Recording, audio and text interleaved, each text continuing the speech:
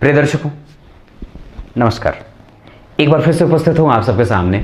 आज शुक्रवार के कार्यक्रम में आप लोगों के बीच में उपस्थित हूं विश्लेषण जन्म कुंडली का। इस कार्यक्रम के अंतर्गत एक नन्हे जातक की कुंडली लेकर के आइए शुरू करते हैं। इनका जन्म और पंचांग बता देता हूं। कैसा बनता है पंचांग, क्या कहती है इनकी कुंडली और कैसा रहने वाला है संपूर्ण जीवन, जानने का प्रयास करेंगे एक एक भाव, एक एक ग्रह और नक्षत्रों के आधार पर। आइए शुरू करते हैं आज के घंटे भर की यात्रा।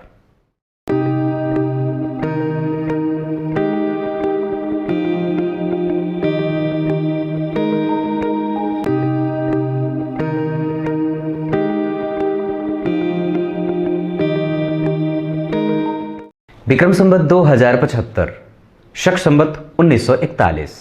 जिस संवत्सर में इनका जन्म हुआ है उस संवत्सर का नाम परिधावी संवत्सर है। परिधावी संवत्सर में जन्मे लोगों का प्रभाव बता देता हूं। ज्ञानी होते हैं, गुणी होते हैं, धर्मी होते हैं, विद्वान होते हैं, समझदार होते हैं और यात्रा पसंद होते हैं। क्लियर है।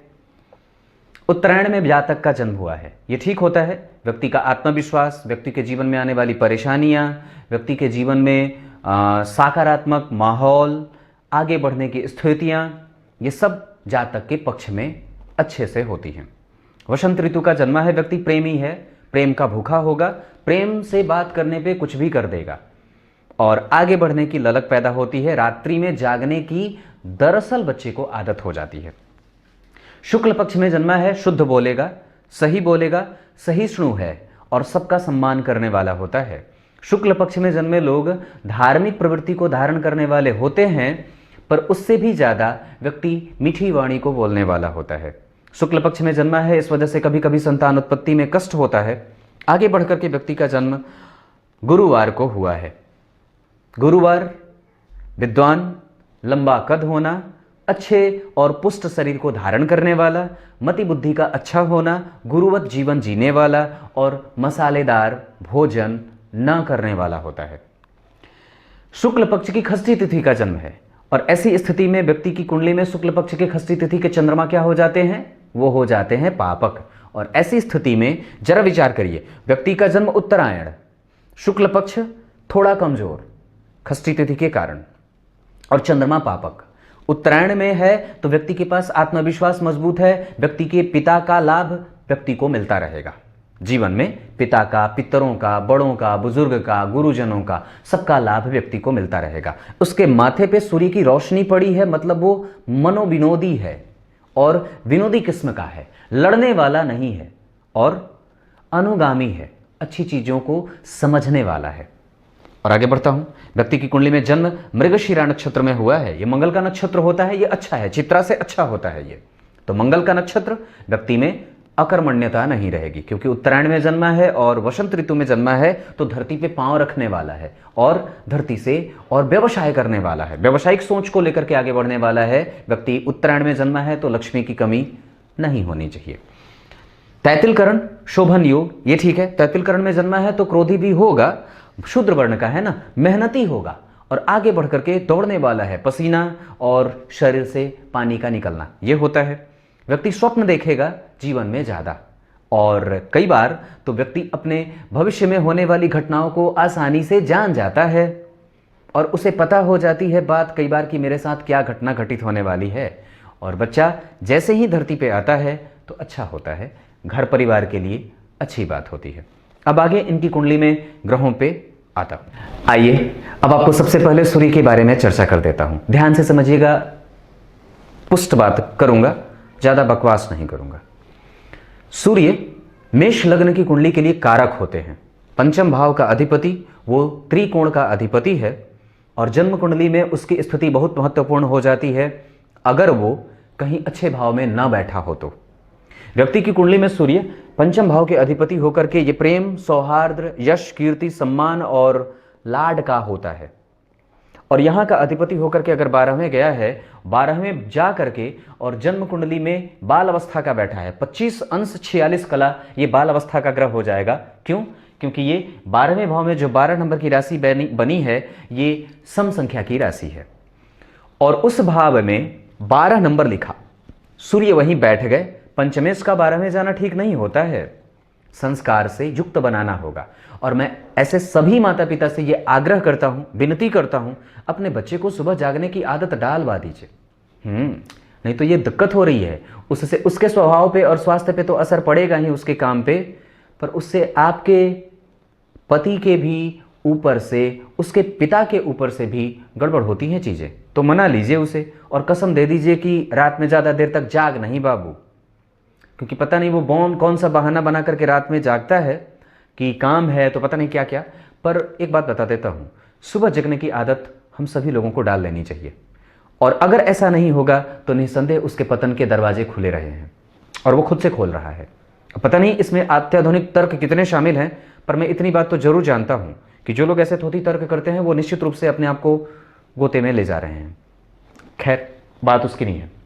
यहाँ सूर्य पंचम के अधिपति 12वें और इस भाव पे, पंचम भाव पे पराक्रम भाव के अधिपति बुध की दृष्टि है, जो कि अपने नीच की राशि की तरफ बढ़ रहा है और शुक्र उच्च की राशि की तरफ बढ़ रहे हैं। दोनों का कैसा अद्भुत संगम है। एकादशवें भाव में दो शुभ ग्रहों का बैठना, 12वें भाव के अधिपति का जन्म कुंडली के पंचम भाव को देखना, पत्नी खर्चीली मिलती हैं और व्यक्ति के बिगड़ने के चांस कई गुना बढ़ भी जाएंगे, पर उसमें स्थितियां थोड़ी कमतर भी होंगी। बिगड़ने के चांस ज्यादा होने का मतलब क्या है? केंद्र खाली है, भटकाव जारी रहेगा। और जन्म कुंडली में गुरु शनि के साथ बैठे हैं, जो कि गुरु अशुद्ध हैं, वक्री हैं। ग्रह को लगा है अशौच और वो लग्न को देख रहा है जहां का अधिपति मंगल द्वितीय भाव में बैठा है और वो आपकी कुंडली में रोहिणी नक्षत्र में बैठा है। मन को शीतलता मिल रही है, पर वो मंगल आपकी कुंडली में डिग्री वाइज 13 अंश के हैं और चंद्रमा के नक्षत्र में है। अब जरा विचार करिए कैसे ग्रहों का कॉम्बिनेशन बना। दो शुभ ग्रहों का पंचम भाव को देखने से जहां प्रेम मिल जाएगा, यश मिल जाएगा, शुभ कर्त्री स्थितियां बन रही हैं, क्योंकि दो शुभ ग्रह देख रहे हैं। पर जरा विचार करिएगा, ये जो ग्रह देख रहे हैं वो हैं कौन?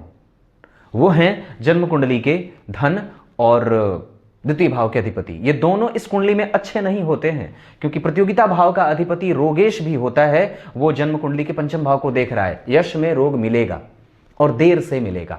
व्यक्ति की कुंडली में पहले ही मंगल जिस नक्षत्र में बैठे हैं उस नक्षत्र का अधिपति चंद्रमा ग्रहण में है और बिल्कुल टाइट ग्रहण इसे कहा जाता है, टाइट कंजंक्शन कहा जाता है, क्योंकि राहु जो है वो 27 अंश के हैं, आगे बढ़ रहे हैं 3 से 4 अंश। चंद्रमा 27, 28, 29, 30, 1, 2, 3, 4 मतलब निकटस्थ स्थितियां बन रही हैं, क्योंकि चंद्रमा आगे बढ़ रहा है, राहु भी उसको घेरेगा। और ऐसी स्थिति में कि लग्न के अधिपति जिस नक्षत्र में बैठे हैं उस नक्षत्र का अधिपति गुरु से दृष्ट है, व्यक्ति ज्ञानी होगा, सुसंपन्न होता है, पर भटकाव जारी रह सकता है। ऐसी स्थितियां न बने जीवन में, इस वजह से व्यक्ति को सुबह से ही संस्कार से युक्त कर दीजिए, ताकि शाम में अपने घर के अलावा किसी दूसरे का दरवाजा ना खोले। क्लियर है? उस सूर्य की दृष्टि जन्म कुंडली के छठे भाव पे पड़ेगी और सूर्य 12वें होता है, तो व्यक्ति के कई बार नैतिक पतन का कारक हो जाता है। उसको 12वें जाना ना ठीक नहीं होता है, ये पक्की बात है। किसी भी कुंडली की बात करता हूं, किसी भी कुंडली की बात करता हूं, जिस भी व्यक्ति की कुंडली में गुरु और सूर्य कमजोर होते हो उस पर भरोसा कम कर लेना। हाँ, ये पक्की बात है और उस पर भरोसा आंख बंद करके तो कभी नहीं करना चाहिए, चाहे वो किसी भी लग्न का हो, क्योंकि ये दोनों ऐसे ग्रह होते हैं जो व्यक्ति के नैतिक पावर और नैतिक क्षमता के वृद्धि के, ये नैतिक शिक्षा के ग्रह होते हैं गुरु और सूर्य। व्यक्ति को बिगड़ने नहीं देते और उसको हमेशा इस बात का एहसास दिलाते रहते हैं कि क्या सही है और क्या गलत है। अगर ये बिगड़े हुए हों तो और भी बिगड़ जाता है व्यक्ति। गुरु के बाद, सूर्य के बाद अब बात चंद्रमा की करूंगा। बाएं नेत्र में परेशानी हो सकती है, माथे का दर्द हो सकता है। व्यक्ति के ऊपर से शनि मंगल राहु केतु की दशाएं जब भी चलेंगी तो स्वास्थ्य कमजोर रह सकता है, क्योंकि चंद्रमा पहले ही ग्रहण में है और केंद्र चारों का चारों खाली। अब आगे बात चंद्रमा की करूंगा, जातक की कुंडली में चंद्रमा की बात करूंगा, पर उससे एक स्टेप पीछे आपको ले जाकर के सूर्य के नक्षत्र के बारे में थोड़ी सी चर्चा कर देता हूं। सूर्य बैठे हैं बुध के नक्षत्र में, रेवती नक्षत्र में। बाल अवस्था का ग्रह है, अपनी दशाओं में सामान्यतया परिणाम अच्छा ही देगा, सामान्यतया परिणाम अच्छा ही देगा, क्योंकि पंचमेश है, वो बाहर गया है। इस वजह से यह बात कहती है कुंडली कि विवाह मिला करके हो, क्योंकि लग्न के अधिपति द्वितीय भाव में बैठे हैं और वो गुरु से षडाष्टक में हैं, 8वें गए हैं, तो ये ठीक नहीं होता है।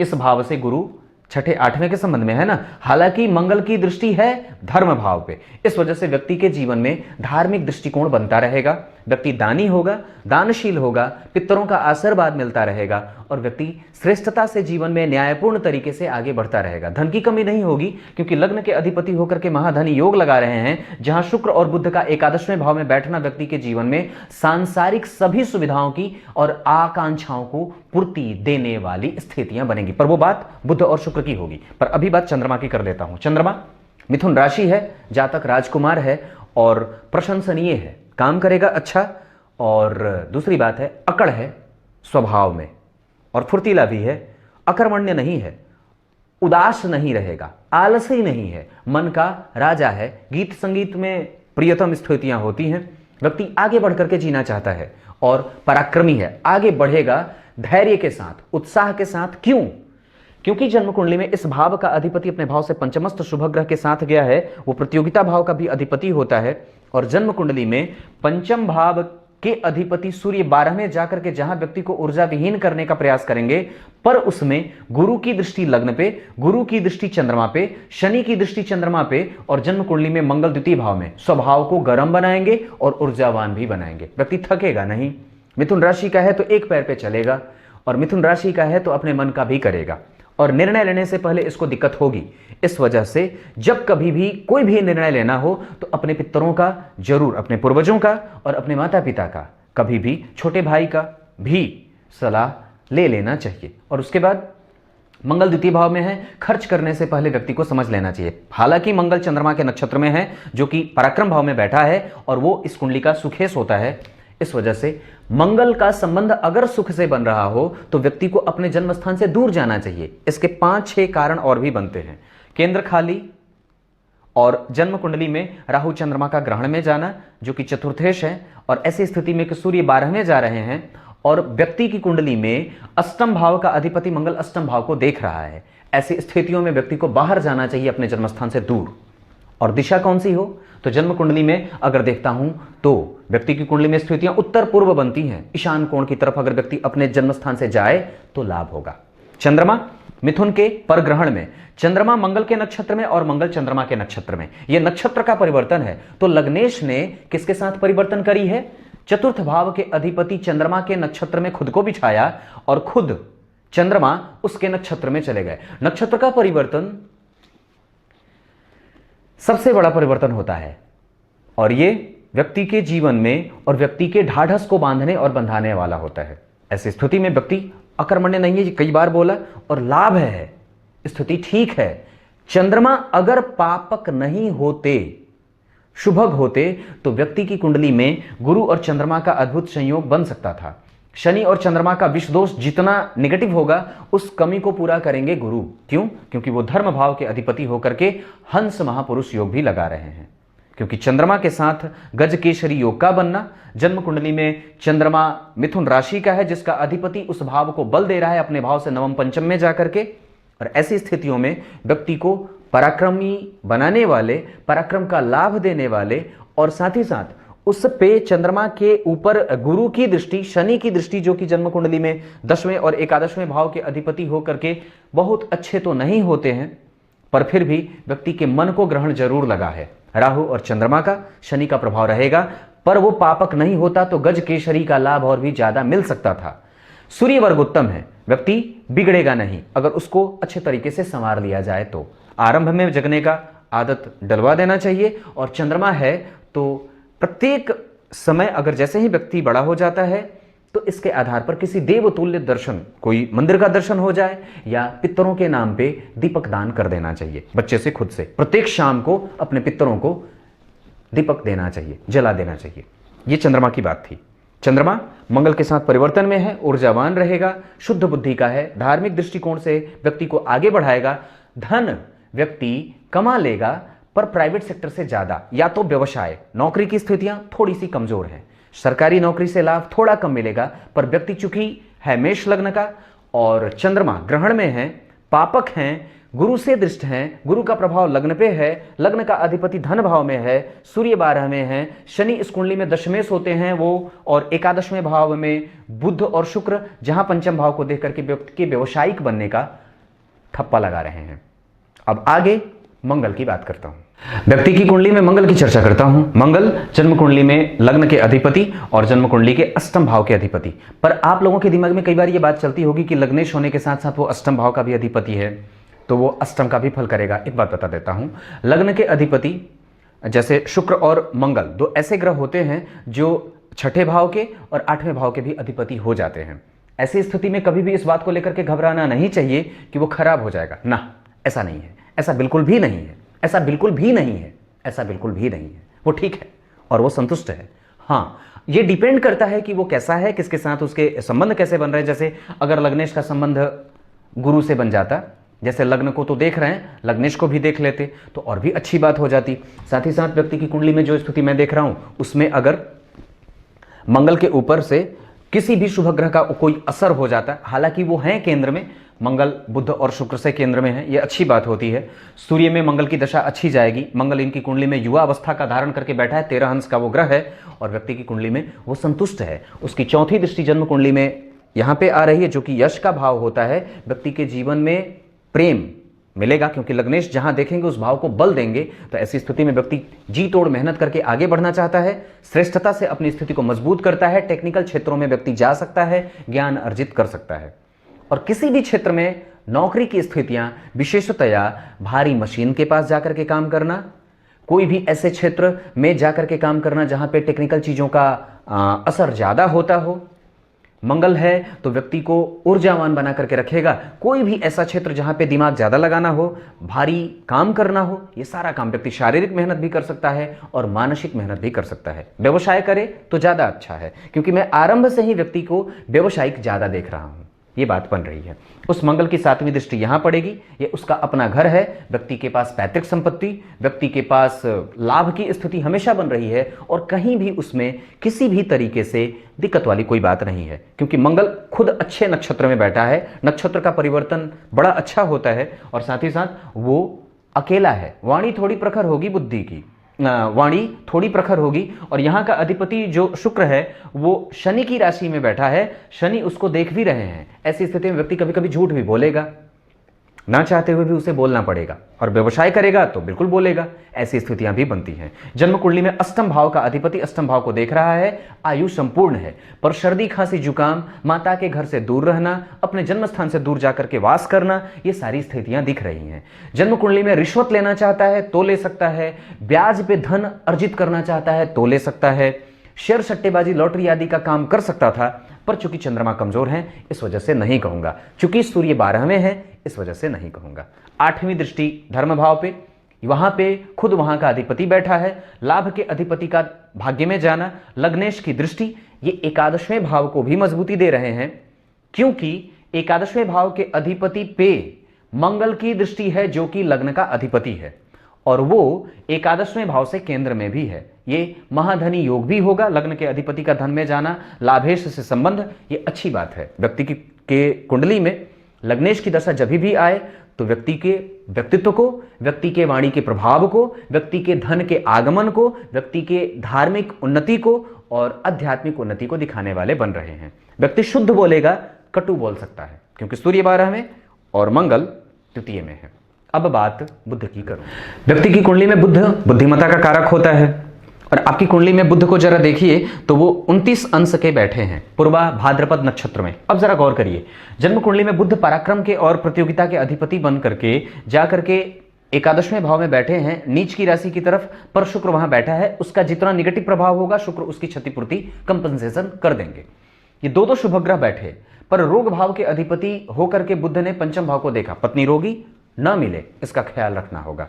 बुध जन्म कुंडली में अगर कमजोर होते हैं तो निर्णय लेने की क्षमता को प्रभावित करते हैं, व्यक्ति के मेंटल स्टेट को कमजोर करते हैं। सूर्य भी 12वें है, आध्यात्मिक उन्नति का लाभ कम मिल सकता है। आध्यात्मिक उन्नति से ज्यादा यहां पे नैतिक लाभ कम कहूंगा। और दूसरी बात कि व्यक्ति के साथ कई बार उसका आत्मविश्वास साथ छोड़ देता है, टाइम पे चीजें भूलने का खतरा बढ़ जाता है, याद करने में दिक्कत होती है, वाणी कई बार कटु हो जाती है। ये मंगल भी कर रहा है, हालांकि वो लग्नेश है तो जहां बैठेगा वहां पे प्रभाव अच्छा देगा, पर फिर भी बुध मृतप्राय है।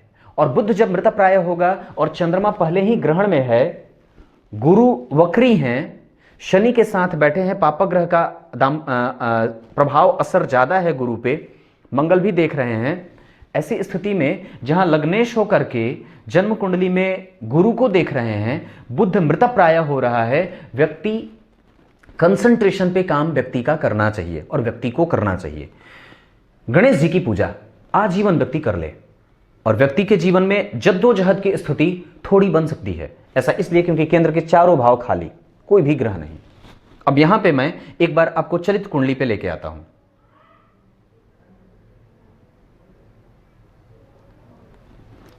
चलित कुंडली में सूर्य लग्न का फल कर रहे हैं, राहु यहां का और शनि केतु यहां का, तब तो ये अच्छी बात हो जाती है।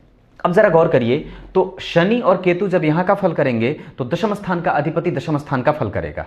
ऐसी स्थिति में व्यक्ति की कुंडली में, अब जरा गौर करिए, तो मैं नौकरी वाले स्टेट में आता हूं जहां व्यक्ति कब तक नौकरी कर सकता है या नौकरी की तैयारियां कब तक वो कर सकता है। व्यक्ति की कुंडली में अगर नौकरी की बात हो तो मैं समझता हूं कि बहुत बाद में, पर गुरु में शनि का अंतर जब चालू होगा 2038 में, उसके बाद व्यक्ति के जीवन में कुछ अच्छे मुकाम मिलने वाले हो सकते हैं, जहां वो सरकारी पद का भी लाभ अगर लेना चाहे तो ले सकता है।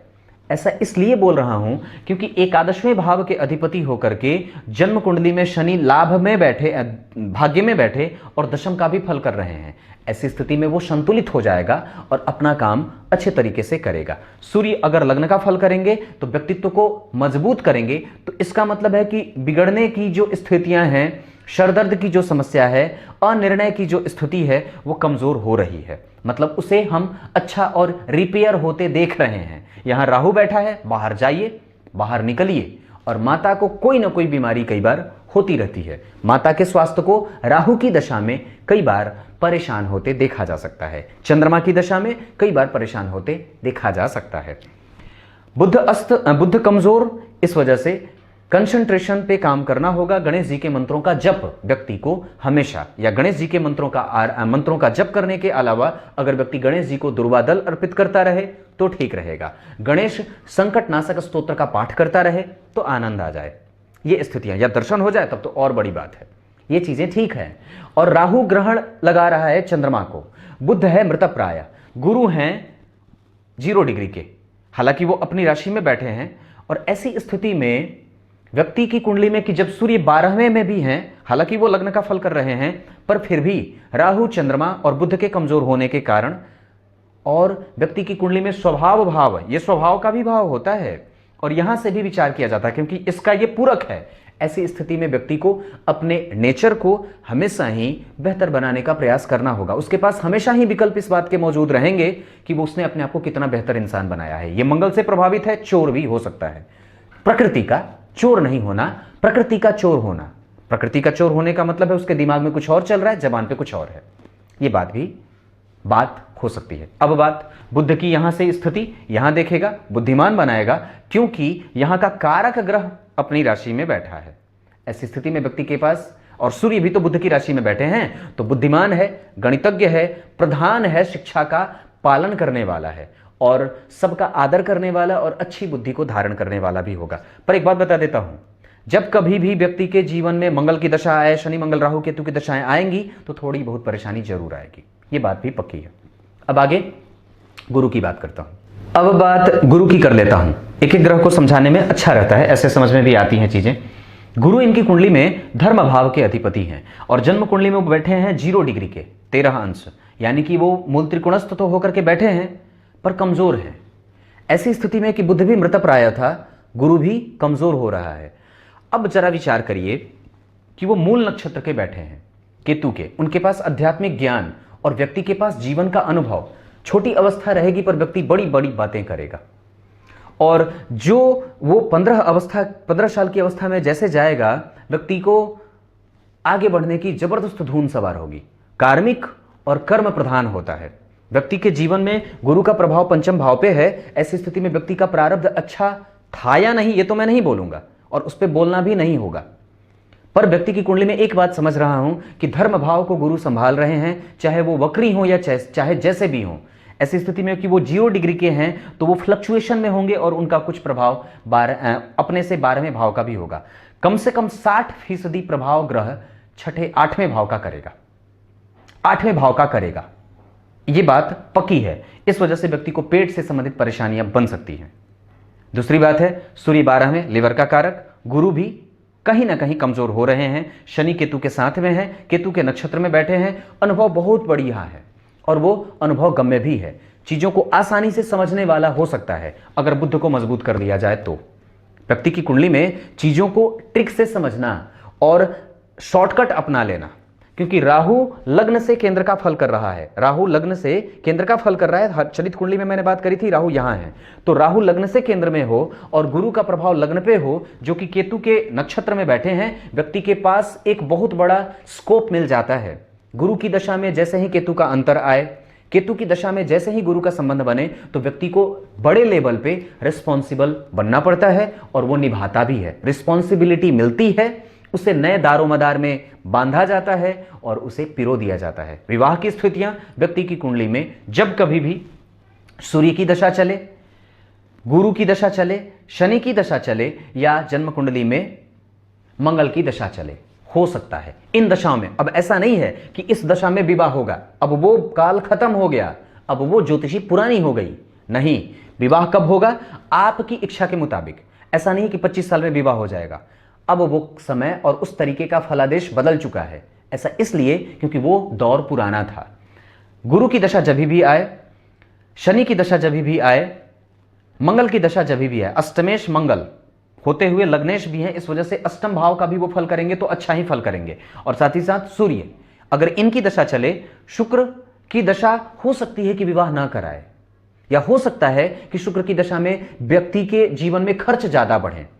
शुक्र में जब भी मंगल आ जाएं, शुक्र में जब भी शनि आ जाएं, शुक्र में जब भी बुध आ जाएं, शुक्र में जब भी सूर्य आ जाएं, ऐसी स्थितियां व्यक्ति के जीवन में खर्च की स्थितियां ज्यादा लेकर के आने वाली होंगी। इस कुंडली में कौन कौन से ग्रहों का कॉम्बिनेशन अच्छा होगा अब यही बता देता हूं।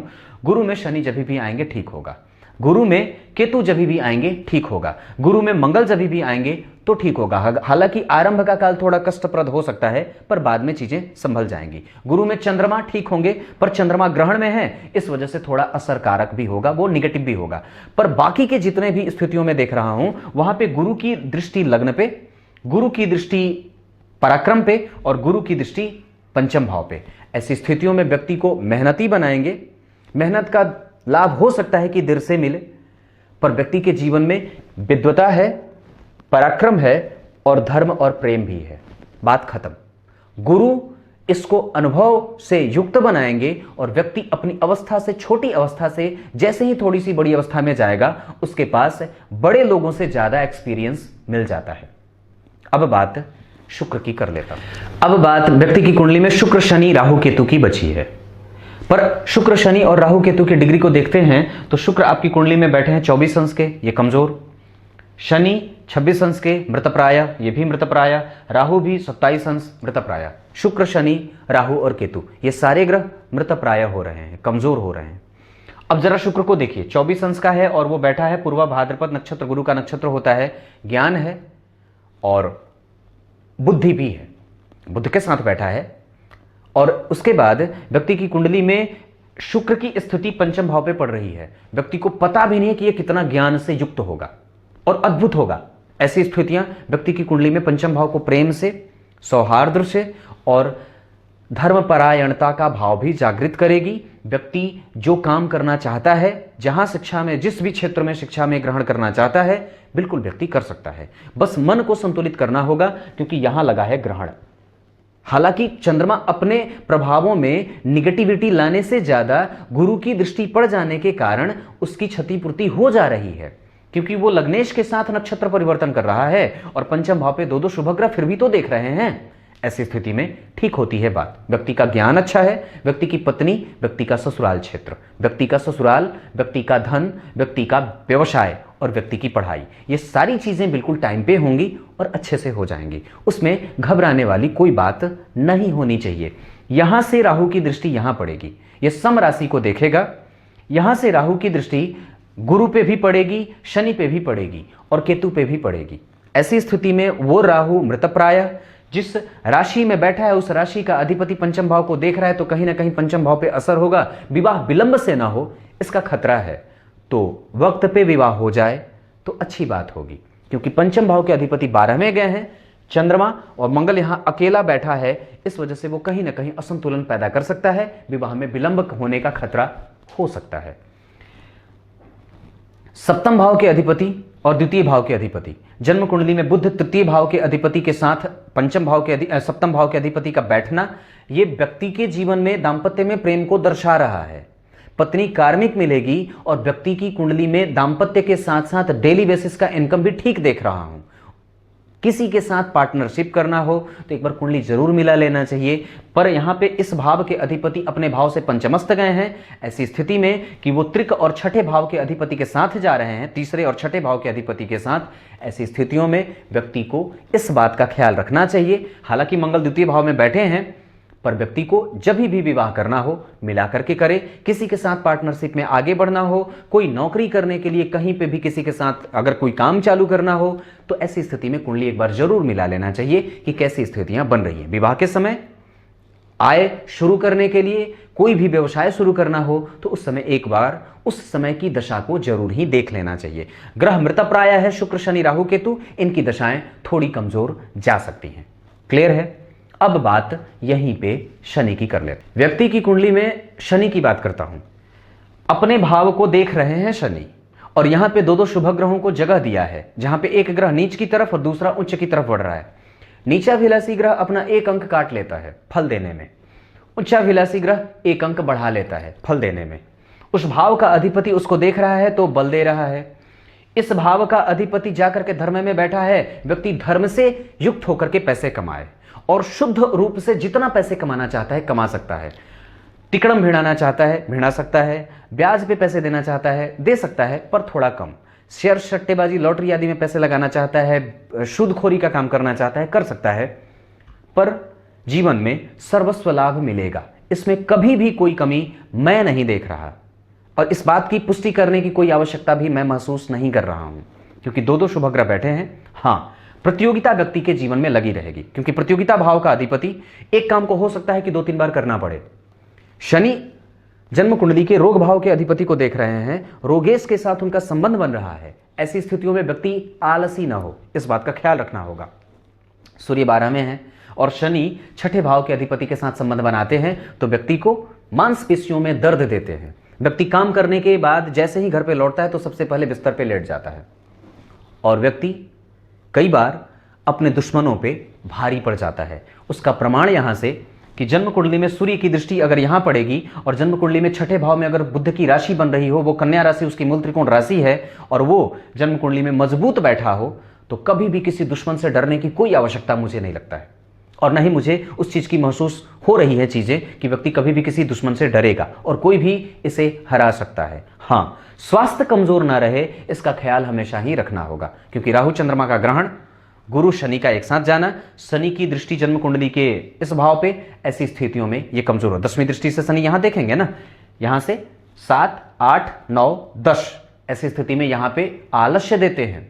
हालांकि वो बुध की राशि को देख रहे हैं और वो उनके साथ सामान्य व्यवहार भी करने वाला हो रहा है।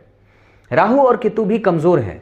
जिस राशि में बैठे उस राशि का अधिपति भी नीच की राशि की तरफ बढ़ रहा है। राहु की दशा कहीं कमजोर साबित ना हो, इस वजह से गणेश जी की आराधना और जातक के लिए कम से कम गणेश संकट नाशक स्तोत्र का प्रत्येक दिन 3 से 5 बार पाठ कर लेना चाहिए। और व्यक्ति की कुंडली में बुध की स्थिति थोड़ी सी मजबूत करनी होगी। यहां पे सूर्य को मजबूत करने के लिए व्यक्ति को हमेशा ही, जैसे ही बच्चा थोड़ा बड़ा हो जाए, उसे संस्कार से युक्त करिए, सुबह जल्दी जगने का प्रयास करवाइए।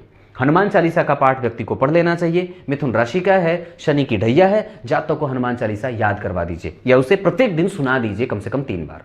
ये चीजें बनती हैं। व्यक्ति की कुंडली में सबसे अच्छी बात क्या है वो बता देता हूं। धर्म भाव में गुरु शनि का बैठना, ये व्यक्ति को धार्मिक और आध्यात्मिक नेचर का बनाने का प्रयास करेंगे। अगर सूर्य को थोड़ा और बुध को थोड़ा मजबूत कर लिया जाए तो उसके लिए, अगर इस कुंडली में मैं देखता हूं तो अभी किसी भी प्रकार के कोई भी रत्न के पहनने की कोई आवश्यकता नहीं है। एक लाजवर्त इसके गले में डाल देना चाहिए।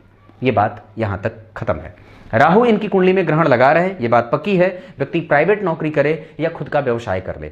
अगर सरकारी नौकरी की बात करता हूं तो एक निश्चित समय पे और उसके लिए बहुत ज्यादा मेहनत करने का भी प्रभाव रहेगा। अगर सरकारी नौकरी में प्रयास करना चाहता है तो डिफेंस के सेक्टर में जा सकता है, रक्षा संबंधी क्षेत्रों में जा सकता है, टेक्निकल क्षेत्रों में कोई भी चीजें। हालांकि मुझे उस क्षेत्र का बहुत ज्यादा ज्ञान नहीं है, क्योंकि मैं ये नहीं समझता कि व्यक्ति अगर मंगल से संबंधित है, मंगल द्वितीय भाव में बैठे हैं और व्यक्ति की कुंडली में गुरु चंद्रमा योग बन रहा है, गुरु शनि एक साथ बैठे हैं, तो टेक्निकल क्षेत्रों में जाने का। हालांकि एक बात बता दूं, व्यवसाय करने से पहले कुंडली दिखा लेना जरूरी है, क्योंकि किस दशा में व्यक्ति व्यवसाय करना चाहता है उसके लिए ग्रह के महादशा का देखना आवश्यक होता है।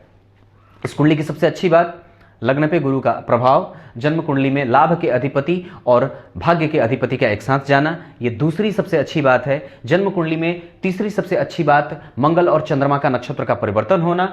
इस कुंडली में कहीं से भी धन के लिए मैं समस्या से इस कुंडली को नहीं देख रहा, क्योंकि लग्नेश धन भाव में बैठे हैं। एकादशवें भाव में दो शुभ ग्रह का बैठना, प्रतियोगिता जारी रहेगी क्योंकि केंद्र खाली है। हालांकि चलित कुंडली में सूर्य और राहु केतु का प्रभाव आ रहा है, ऐसी स्थिति में दशम स्थान का अधिपति भी दशम स्थान का फल कर रहा है। व्यक्ति अगर कभी भी आगे बढ़ करके जीना चाहता है तो समाज के लिए, देश के लिए कभी भी कुछ भी करना चाहे तो कर सकता है। धर्म के लिए व्यक्ति की कुंडली में चंद्रमा चूंकि मंगल के नक्षत्र में बैठे हैं, तो जब कभी भी मृगशिरा नक्षत्र बैठे तो व्यक्ति कोई भी अच्छा काम कर सकता है। जब कभी भी व्यक्ति की कुंडली में खष्टी तिथि बीत रही हो या जब भी खष्टी तिथि बीत रही हो तो इसके नाम पे कोई भी धार्मिक कृत्य किए जा सकते हैं। व्यक्ति कभी भी कोई दान देना चाहता है, किसी को कोई चीज समर्पित करना चाहता है तो मृगशिरा नक्षत्र और खष्टी तिथि अच्छी हो सकती है। व्यक्ति की कुंडली में जब शादी की बात हो तो इनकी कुंडली के हिसाब से कुंभ लग्न की जातिका सबसे अच्छी साबित होगी। जन्म कुंडली के हिसाब से अगर मीन लग्न की कोई जातिका मिल जाए तो व्यक्ति का विवाह किया जा सकता है। व्यक्ति के लिए पूर्व दिशा से अगर कोई संबंध बनते हो तो निस्संदेह उधर जाया जा सकता है। व्यक्ति के लिए सबसे अच्छी राशियां कुंभ बनेगी, धनु बनेगी और सिंह राशि बनेगी। ये सारी राशियां अच्छी बनती हैं। इनके लिए सबसे अच्छी बात कि हमेशा ही व्यक्ति गणेश जी की आराधना करता रहे। हनुमान चालीसा का पाठ प्रत्येक दिन बच्चे को सुना दिया करिए, बड़ा हो जाए तो सूर्य को अर्घ देने की आदत डलवा दीजिए और प्रत्येक दिन किसी मंदिर का दर्शन होता रहे, ये काम अच्छा होता रहेगा। अगर हो सके तो कभी कभी रविवार के दिन व्यक्ति जाकर के शिव जी के मंदिर में सफेद पुष्प की माला चढ़ा दिया करे या इसके हाथ से चढ़ा दिया जाए। अभी फिलहाल राहु की दशा चल रही है और इनकी कुंडली के हिसाब से राहु की दशा के लिए लाजवर्त गले में डाल देना चाहिए। अब कुछ इसी तरीके से आज के कार्यक्रम का समापन करता हूं। कल इनके और अन्य चार्टों का विश्लेषण करूंगा। तब तक के लिए बहुत बहुत नमस्कार।